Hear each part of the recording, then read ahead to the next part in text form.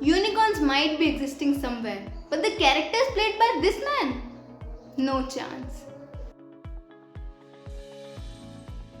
Hi guys, welcome back to my channel. This is Swasti Jain and you are watching Flossom Phoenix. As a professional loner, I spend a lot of time with myself. And you think I'm being productive? Hell no. You know what I do in that time? I watch a lot of movies.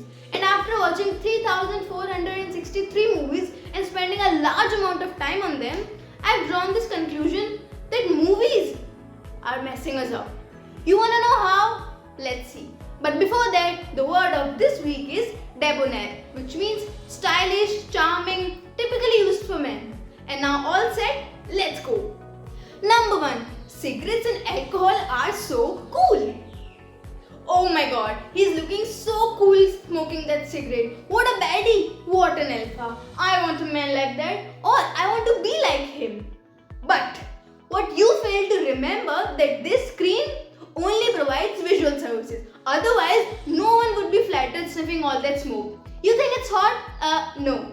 And let's talk about drinks for a sec. The male protagonist in the film is drinking alcohol like he's commitment phobic with his liver also. He's like, babe, we'll see how things go between us. I just want to live in this moment with you and don't want to think about the future. In conclusion, in case nobody asks you this, let me ask you. How are you, liver? I hope you're doing great. Just saying. You know what? In reality, I think they're not drinking the actual alcohol. I think they are drinking some coke or apple juice with water. Ha! I've cracked it. And you are out there gulping alcohol like an idiot. Don't be fooled by his debonair. Use this. And about the cigarettes, Sifra did not cough because she was a robot. That was the whole point of the movie. But you will cough. And please, for God's sake, don't take it as a challenge. Because trust me, that's not an achievement.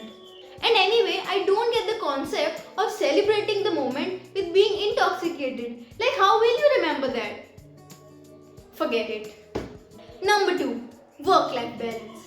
Can somebody please tell me that in this work-life balance, where is actually the work? You show me this glamorous life, being CEOs and wearing fitted suits and people actually have their lives together, or even in college romance, being the topper of the college and that fashion sense and those abs and that full of emotions love story. Am I living in the wrong world who just has 24 hours where in reality there's actually 62? How? You know what actually gets me? It's not the VFX thing. I can even accept 5 guys flying with the 6th man being kicked. But this emotional, personal, physical, spiritual peak? No! Please spare my self-esteem. Number 3. Guys don't see girls like that in real life. You know, in movies, in the first meeting of the guy and the girl, and forget about the meeting also, you know, when the guy gets the first glimpse of the girl, his time stops. He pauses, he looks, violin starts playing in the background, and he's like, hi. No connection with the reality at all, not even close. You know, in reality what happens? These days when people are really into each other, they behave like this. Pretending like they don't even exist. Because apparently, ignorance is the new love language and Coldplay is so cool. Did I just write this point out of sheer frustration of single life?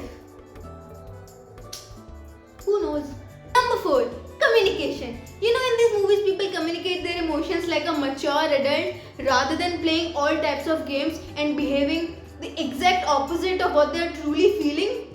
I am so confused. Is this also like a VFX thing which only exists in movies and which has zero existence in real life? Because in reality, people don't communicate nothing.